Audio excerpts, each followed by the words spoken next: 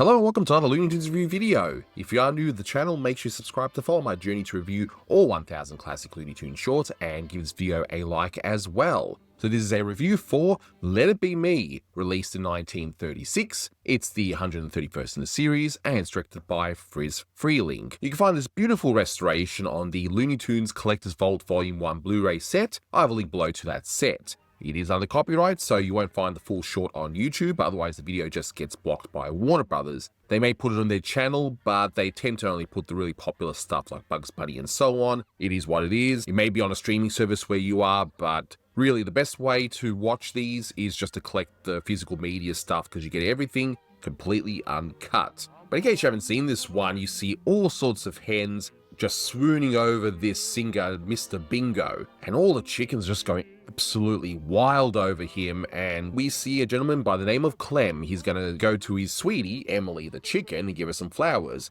Mr. Bingo just happens to be driving by, notices her, and she's immediately seduced by him, and they go off together to a nightclub. Fast forward, he quickly loses interest in her and instead is more interested in the singer at this particular club, a reference I'll go through in just a moment, and then we see becomes really sad because Emily then has to sell violets to stay alive, I suppose, but we'll go through everything anyway. But it's a pretty straightforward Merrie Melodies short, and it's here to promote a song. And speaking of song promotion, my good friend Manny Cruz, the Toonie tenor, who is always with me on these Merrie Melodies shorts, he's going to go through the musical references contained within. There's not too much to talk about in relation to that, but he will go through those credits and sing like Bingo, of course. I've already heard the recording and yeah, he's trying to drive me mad with that. In any case, now as for the trivia for this one, this is actually one of two shorts released in 1936 that's based off of crooner Bing Crosby. And what you're seeing in this short with all those hens going absolutely crazy for him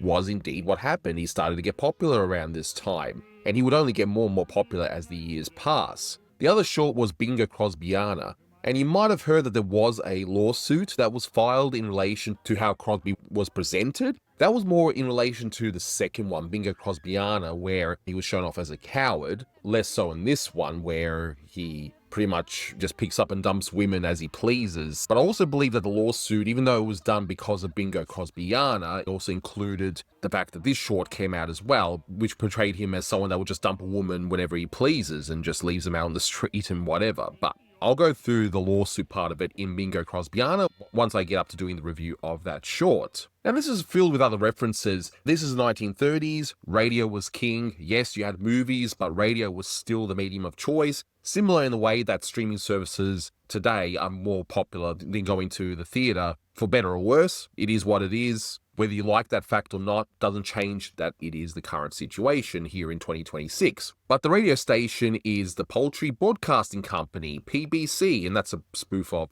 NBC. So that's pretty straightforward. In fact, just about all the television stations you know today had their origins in radio anyway. And yes, I am simplifying it, but that's roughly what it was. You see a title card later on that says Time Staggers On. That's a parody of the newsreel The March of Time, where what they would say in that newsreel was Time Marches On. So whenever you see something that's parodying the Time Marches On thing, that's what it is. That's where it comes from. You see a reference at the end that says Dick Powell when the little chick does the crooning at the end when we see that cute little sequence, which I thought was quite nice actually. Dick Powell was a major star for Warner's at the time, and he's sang in a lot of their musicals such as Gold Diggers of 33 and Gold Diggers of 35, amongst many other things. I'm not sure what that song title is relating to, so if you know, let me know in the comments. I tried to look up all of the songs that Dick Powell has sung to see if it's parodying a particular one, and I couldn't seem to find anything, so definitely let me know. Now, some folks have incorrectly attributed that Chicken Crosby ends up getting fascinated with at that club as being Mae West. I can see where people would make that mistake because of the way the character is drawn, the rather busty figure. No, it's actually Irene Bordoni. Hence why there's a French accent for starters, because if they were going to parody Mae West, surely they would add the usual come up and see me sometime, which she didn't even say, but you know, that's what she's attributed to saying anyway. But it's Irene Bordoni, and if you don't know who she is, because yes, she is on the rather obscure side these days, unfortunately. She was a big star on Broadway. She did some silent movies and she did a few talkies, but she never became a major star on that front. But she was very popular on stage doing a lot of musicals and things like that. And it was her look that was incredibly popular at the time. So people watching this short in the theaters at the time, they would have known exactly who she was based on that look because it was so distinctive and she influenced many people to copy that look. We only got the blue ribbon titles. The original titles are presumed to be lost at this stage, which is a shame. But hey, at least the restoration looks nice. So at this stage, I'll take what I can get.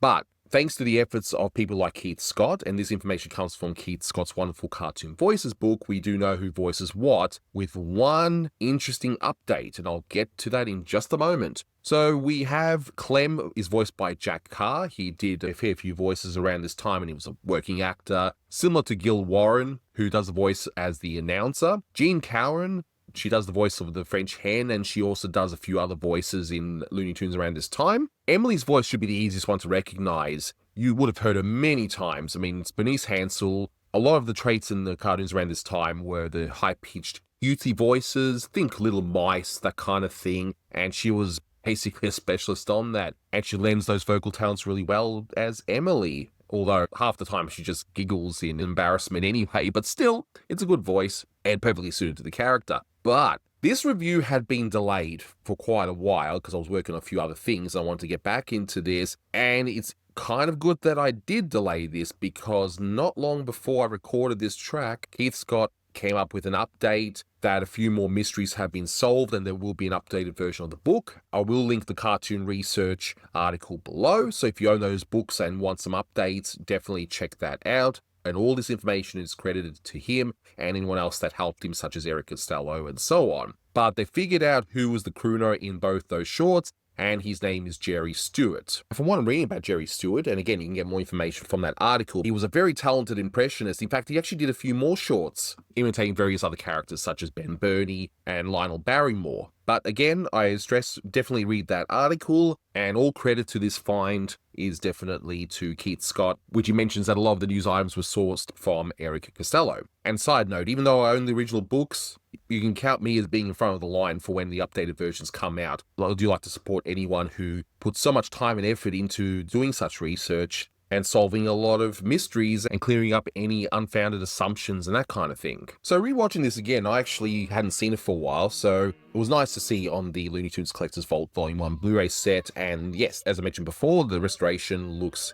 absolutely stunning. In fact, the only thing they can improve on it, again, if they find the original title, but honestly, even if they don't, I'm happy with what we've got here. And this is also another short where there's going to be a little bit of a change going forward with a lot of the Merrie Melodies where, yes, they're still promoting a song, and in this case, it's Let It Be Me. Again, Manny will go through that later on, and he'll go through where that song comes from and so on. But rather than a lot of the older entries where there would be just a story and then they would have to shoehorn in the song because, hey, they have to promote it somehow and it kind of feels out of place or it slows the story down or whatever, here it feels natural. We need a song for this Crosby character to be singing to swoon over all those hens that you see in the beginning. Why not put the song that we're promoting in there? Problem solved. And sure enough, we even hear other songs as we go along. And again, that's something that Manny will be covering. But we're going to go through this short from start to finish and go through some other observations of mine. So we start off by seeing the radio towers, which they would have been a lot more prominent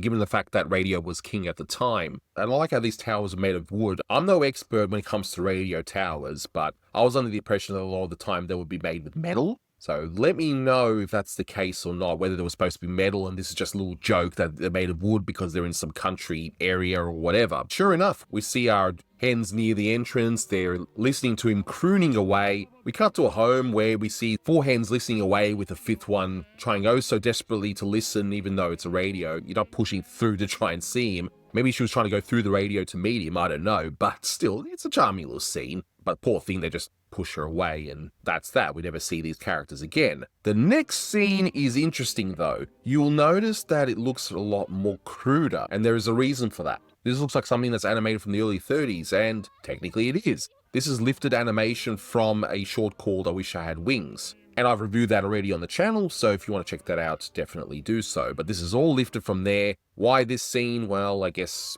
Freleng might have remembered it and decided, you know what, this is good enough to reuse, so they just rephotographed it, added color, and assigned bingo photo there and called it a day. It does the job. It's only those of us who are more familiar that we can tell the difference. But the scene also shows off just how a lot of men would have been jealous of their girlfriends or wives swooning over these crooner singers that were popping up around this time. And naturally, a lot of them could have just thought, you know what, maybe I should change my ways, become a better person, to seduce my wife or girlfriend instead of just being jealous. But anyway, we cut back to our singer who finishes his performance and he comes right out of the studio greeting his adoring fans. Good morning, girls. Now, one thing that Kit Scott does note in that article is that this impersonation is spot on, but it was also spot on of what Crosby's voice was like at the time, which is a little more huskier. And I listened to a few samples of Crosby around this time, and yeah, it's really top-notch impersonation. So it always amazes me when you hear an imitator that's just so good that it does make you wonder, hey, did Crosby really voice himself in this or not? In fact, I would argue they were so good, that's part of the reason why the lawsuit came about, because they would have thought, hey, our fans might mistake it that Crosby actually did do this. So he walks down the road, he flirts with them, and makes them fight over a flower. So yeah, we pretty much established in the first 2 minutes that he is God's gift to women. So we see our other character, Clem, and I just love the animation of him walking when he comes to his arms being just so wobbly like that. It's touches like that I really adore. But of course, he greets Emily. He's got the whole oh shucks country bumpkin mentality. Sure enough, we see Bingo driving past, and he has that wonderful horn.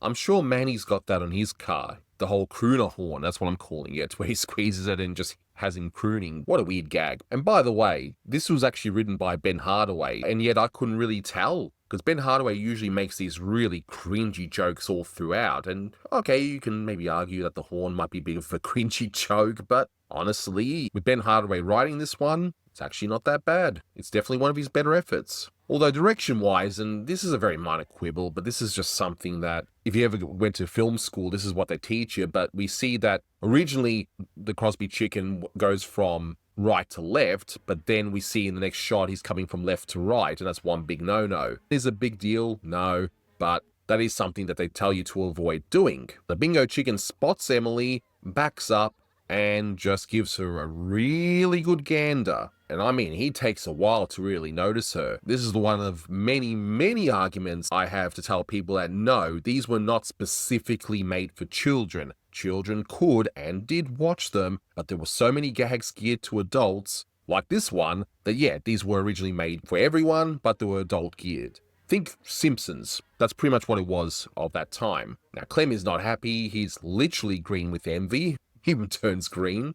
Nice little added effect. And she's so smitten that she just enters the car of, let's face it, he's like a stranger. They don't really know each other, aside from the fact she would probably know his music. And they just drive off. And I love this cut here. So we see very briefly before the next scene, a whole bunch of celebrations, confetti, balloons, as we cut to a party. Whose party it is, I don't know. Maybe somebody's birthday, I don't know. But Bingo, he offers her a drink. And sure enough, she doesn't like it. So I guess he's here to corrupt her innocent ways, right? That's pretty much what we're seeing here. But we see our wonderful singer here. I already mentioned the parody of this, but I love the lighting of the scene. So she's got the spotlight on her. And as she walks over to Bingo, who is immediately smitten by this very shapely chicken here, the spotlight follows them. And it's little touches like that that just make it all work, A lesser director probably wouldn't even do that. They'll just keep the whole thing lit up and that's it. But man, is he such a cold character. As soon as he's smitten by this singer, that's it. Emily's clearly annoyed, and who can blame her, and he just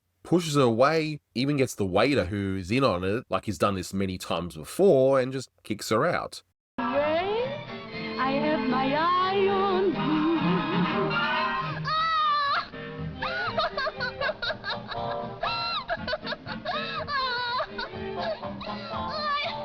You don't love me anymore.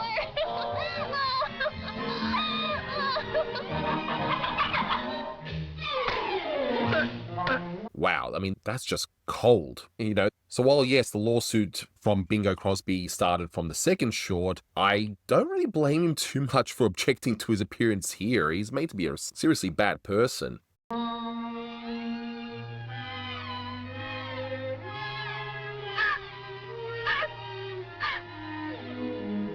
So Emily's on the street selling violets, in the snow. She could just go home. I mean, doesn't she have a house that she could go to? I don't know why she's selling violets in the cold like that. She could just go home. Maybe get a bus fare or something. I don't know. That's overthinking, of course. So Clem is pacing along. He clearly misses Emily. And as soon as he hears that crooner's voice, he smashes the radio and decides, you know what, I'm going to do something about it. Let it be. Ba-ba-ba-boo. Ba-ba-ba-boo. Ba-ba-ba.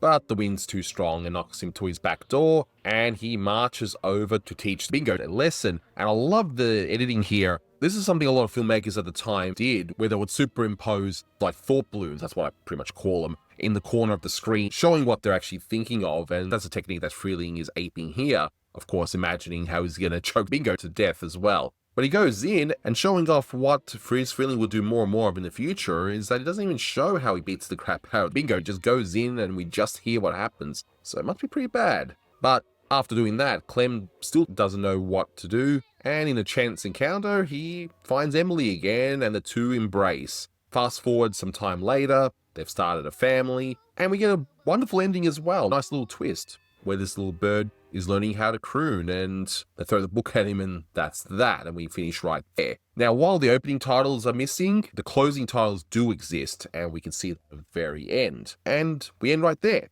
So I've been prattling on long enough, so regarding the music of this, my good friend Manny Cruz, the tuning tenor, he's going to go through it right now. So take it away, Manny. Hi, everyone. This is Manny Cruz, the tuning tenor, coming at you with the latest edition of It's Time for Manny's Music Time with music trivia for you today. Bum.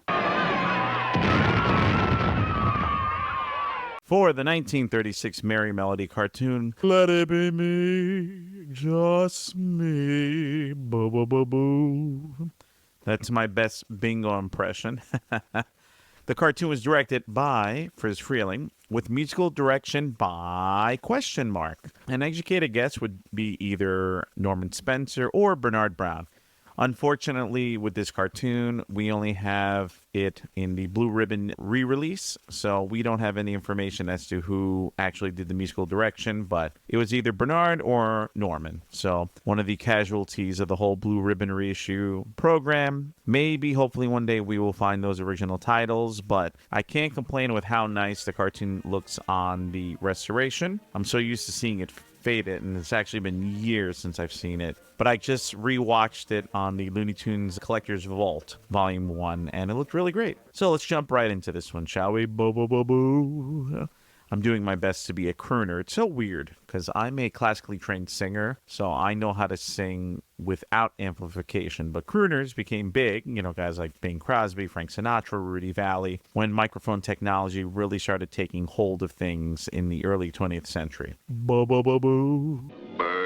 I'm just going to keep doing that. I'm going to drive Anthony crazy this whole review. Boo-boo-boo-boo.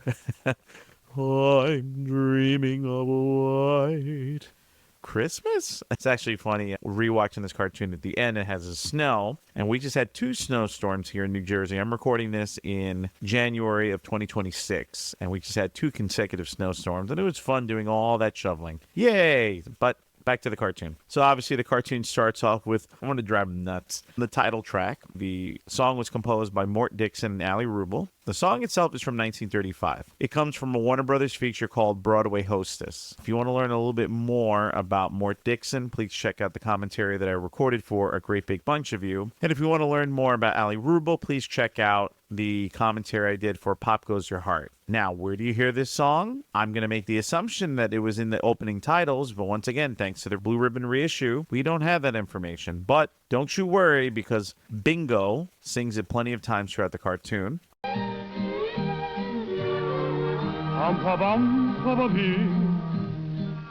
someone thrill you night and day.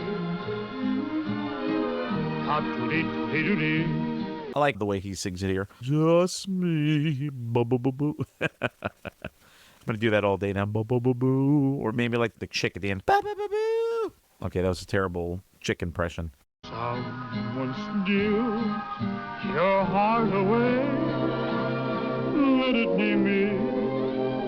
Just me. So the next song you hear is I Wanna Woo, with music by Mabel Wayne and the lyrics by Arthur Swanstrom. This song is also from 1935. Now, I'm more familiar with this song from hearing it in Porky's Romance. I forgot that it was in this cartoon as well. Now, where do you hear it? This one is heard when Bingo walks out of the radio station PBC. PBC, did I say that right? Yeah, the Poultry Broadcasting Company. I'm thinking, here in the United States, you have the American Broadcasting Corporation, ABC, NBC, the National Broadcasting Corporation, PBC, the poultry one. Yay! So he's walking out of PBC, and he's being met with all his adoring fans. And then later on, when he meets Emily, you also hear I Wanna Woo being played in the background. Now, jumps ahead, you hear a bunch of original music by either Norman Spencer or Bernard Brown. I wish I had information of that to check it out. Maybe one day I'll dig in the archives. Then you hear You Can Be Kiss, with music by Harry Warren and Al Dubin, the Lennon and McCartney of the Warner Brothers cartoon world. You hear this one when we first see the nightclub scene where Bingo and Emily go there, Emily being voiced by Bernice Hansel.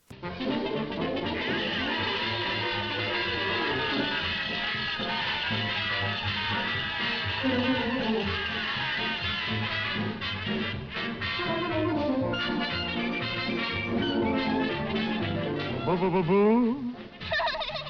Oh, Mr. Bingo! Bingo's just trying to woo her and all that fun stuff. And then later on, he sees another woman that catches his eyes, and he decides, beat it, Emily. I'm going to go with this new French lady over here. Part of why this cartoon has a little bit of controversy behind it, because I know Anthony probably go more into detail about it, but this cartoon, as well as Bingo Crosbyana, actually got Bing Crosby pretty irritated by the depiction of himself, even though he was a fly in the other cartoon and he's a chicken here, or a rooster. But hey, it is what it is. Now, if you want more information about Warren and Dubin, Warren, please check out A Great Big Bunch of You, and Dubin, check out The Girl at the Ironing Board. So yeah, you hear that one when they first enter the nightclub. Now, another song that was sung is I've Got My Eye on You, with music by Sam H. Stepp and lyrics by Bud Green. This song is from 1930. It's also from a Warner's feature. And this is sung by the French nightclub singer who kind of reminds me of, Mae West in the way that she was drawn.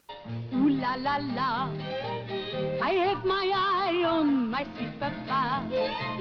I don't know why, but my sweet Shelly, you seem to be just what the doctor ordered for me. Ooh la wee wee, I tell my heart, there's my Shelly.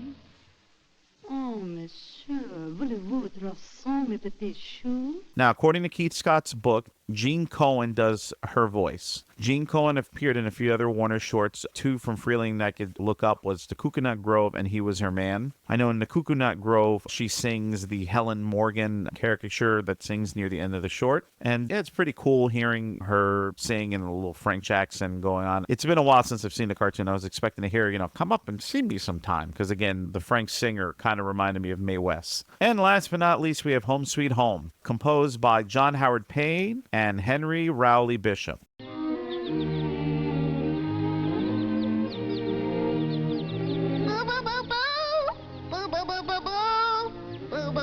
Now, this song, it's over 200 years old. It was composed in 1823. The songwriters, one was British, one was American. If you want more information about the history of Home Sweet Home, there's no place at home, please check out the commentary that I did for Why Do I Dream Those Dreams? And this is the song that you hear at the very end of the cartoon when Bingo dumps Emily. Emily's out in the cold and she reunites with Clem. And they finally decide to get married and have a family together in their home and just enjoying their company as well as their children by the fireplace, and near the end when one of their kids starts imitating Bingo. But yeah, that's the song you hear in the background for that. So this one's pretty short. Took me a while to record it because I've been so busy. Sorry, Anthony. But these are my thoughts and Manny's music time for Let It Be Me. Boo, boo, boo, boo.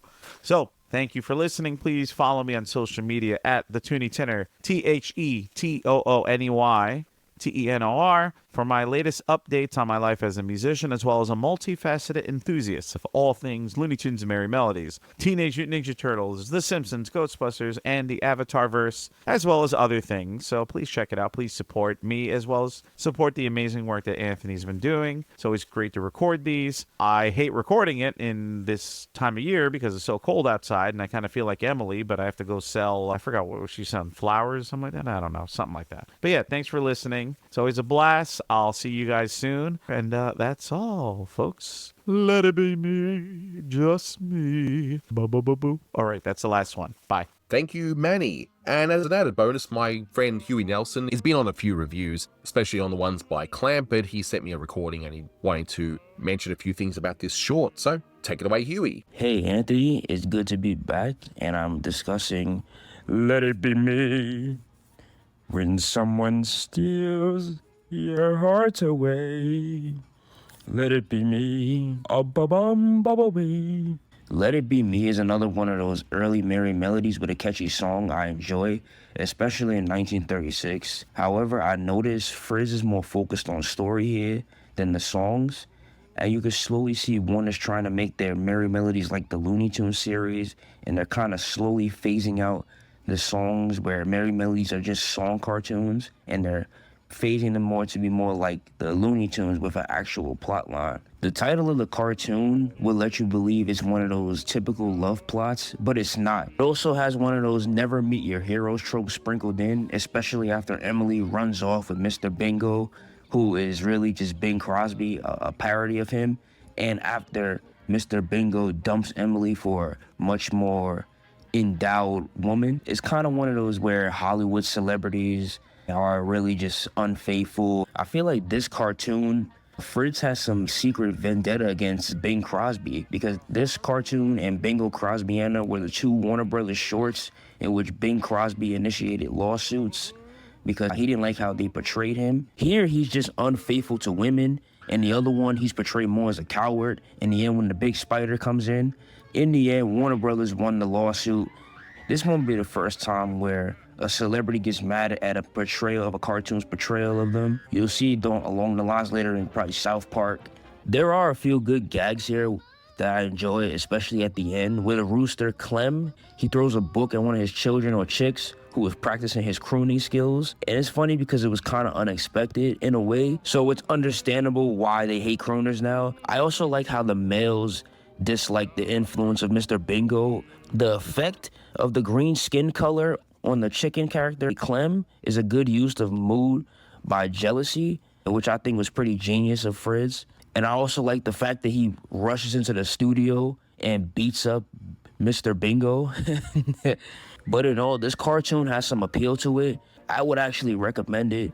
I mean, if you watch this cartoon, you probably will still be singing that song. When someone steals your heart away, let it be me, just me.